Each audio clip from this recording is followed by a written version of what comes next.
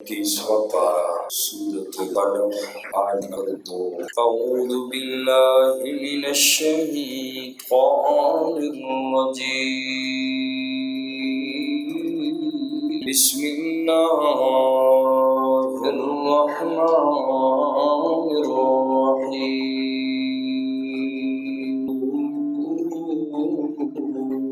والقلم وما يسطرون، ما أنت بنعمة ربك بمجنون، صدق اللہ مولانا العظیم۔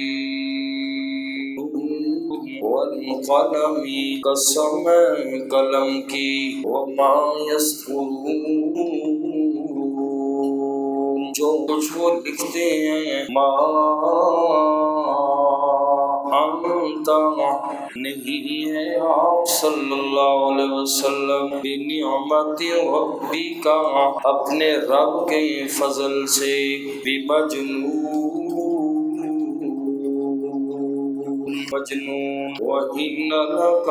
اور بے شک آپ صلی اللہ علیہ وسلم کے لیے، لَأَجْرًا، البتہ اجر ہے، غیر ممنون، بے انتہا۔ اس سے پہلے سورۃ مبارکہ کا تعارف گزرا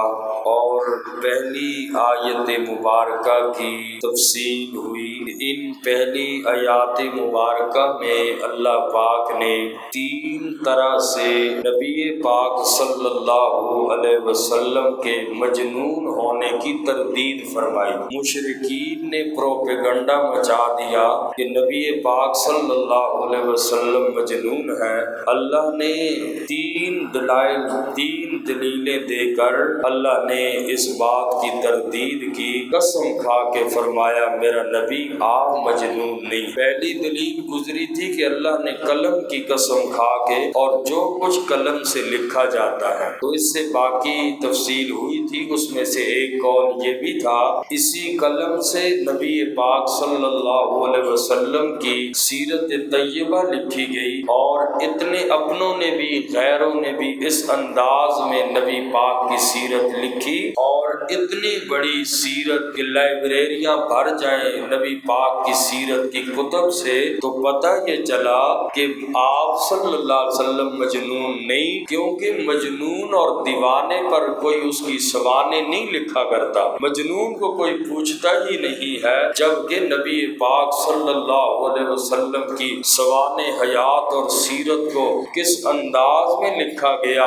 لہذا معلوم یہ ہوا کہ آپ صلی اللہ علیہ وسلم مجنون نہیں۔ آج دوسری آیت مبارکہ میں دوسری دلیل دی، بنعمت ربی کا، کہ آپ اپنے رب کے فضل سے مجنون نہیں ہے۔ جس آدمی پر اللہ کا فضل ہو، جس آدمی پر اللہ کی طرف سے نعمت ہو، وہ کیسے مجنون ہو سکتا ہے؟ اس کو مجنون کہنے والا خود مجنون ہوتا ہے۔ اور نبی پاک صلی اللہ علیہ وسلم کے بارے میں ان مشرکین نے بہت زیادہ پروپیگنڈا کیا تھا کہ نبی پاک صلی اللہ علیہ وسلم معاذ اللہ مجنون ہے، اور اللہ پاک نے قسم کھا کے فرمایا میرا نبی ما انت بنعمت ربک بمجنون، آپ نہیں ہیں اپنے رب کے فضل سے مجنون، دیوانے اور مجنون ہونے کا پروپیگنڈا ان مشرکین نے اتنا کیا،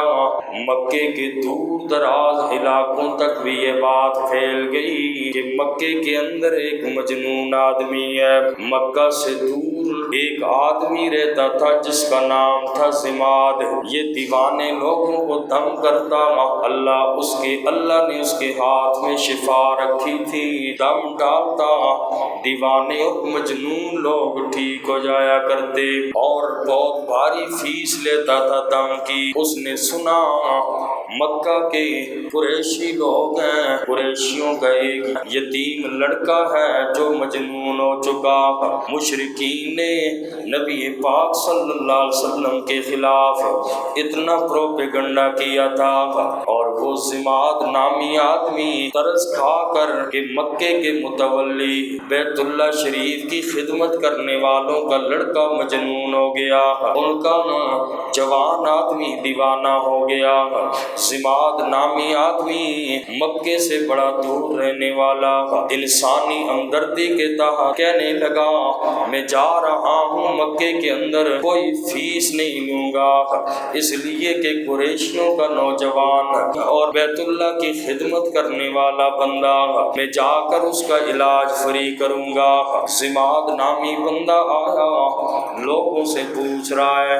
بتاؤ وہ قریشیوں کا جوان مجنون آدمی کہاں ہے؟ لوگوں نے اس سے کہا اس آدمی سے مل کر کیا کرو گے، وہ تو مجنون آدمی ہے، اس کے پاس نہ جانا۔ کہا میں انسانی ہمدردی کے تحت آیا، مکے کے متولی ہیں، ان لوگوں کا لڑکا ہے، ان لوگوں نے مسجد کی بڑی خدمت کی ہے، مجھے ترس آیا اس نوجوان کا میں بغیر کسی فیس کے علاج کروں گا۔ آخر نبی پاک صلی اللہ علیہ وسلم کے پاس پہنچ گیا۔ ضماد نامی آدمی گفتگو شروع ہو گئی آقا علیہ السلام کے ساتھ اس ضماد نامی بندے کی، اور کہنے لگا اے مکے کے یتیم آدمی، میں بڑے دور سے آیا ہوں اور اس خدمت سے آیا ہوں تاکہ میں تیرا علاج کروں، لعل اللہ یشفیک علی یدی، شاید اللہ پاک میرے ہاتھ سے تجھے شفا دے دے۔ اللہ کے نبی صلی اللہ علیہ وسلم نے اس ضماد نامی آدمی کا شکریہ ادا کیا، تو بڑے دور سے آیا انسانی ہمدردی کے داد، تو نے سنا ہی کچھ ایسا تھا، تو آیا میں محمد الرسول اللہ تیرا شکریہ ادا کرتا ہوں۔ اور اللہ کے نبی نے پھر فرمایا سن ضماد آدمی، میں کوئی مجنون آدمی نہیں ہوں، میں دیوانہ نہیں ہوں۔ کہنے لگا پھر تو لوگ اتنا کہتے ہیں، ہمارے علاقے میں بھی لوگوں کا پروپیگنڈا ہے کہ مکے کے قریشیوں کا ایک یتیم لڑکا دیوانہ ہو چکا۔ آپ صلی اللہ علیہ وسلم سے کہنے لگا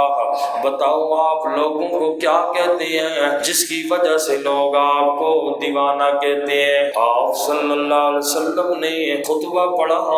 جو جمعے میں خطبہ پڑھا کرتے تھے، الحمدللہ نحمدہ ونستعینہ ونستغفرہ ونؤمن بہ ونتوکل علیہ، پورا خطبہ پڑھا۔ خطبہ پڑھنے کے بعد آپ صلی اللہ علیہ وسلم نے سورہ طارق کی تلاوت فرمائی، والسماء والطارق وما ادراک ما الطارق۔ چونکہ ضماد نامی بندہ عربی بھی تھا، شاعر بھی تھا اور خطیب اور مقرر بندہ بھی تھا، سنا آپ صلی اللہ علیہ وسلم کا خطبہ، آپ صلی اللہ علیہ وسلم کی سورہ طارق کی تلاوت سنی، سن کر آنکھوں سے آنسوں کی لڑیاں جاری ہو گئی، کہنے لگا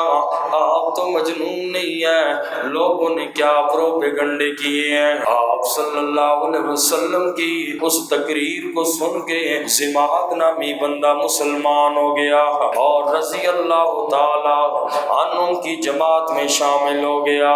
اندازہ کیجئے کتنا بڑا پروپیگنڈا مشرکین مکہ نے نبی پاک صلی اللہ علیہ وسلم کے خلاف کیا۔ آج کے موقع پر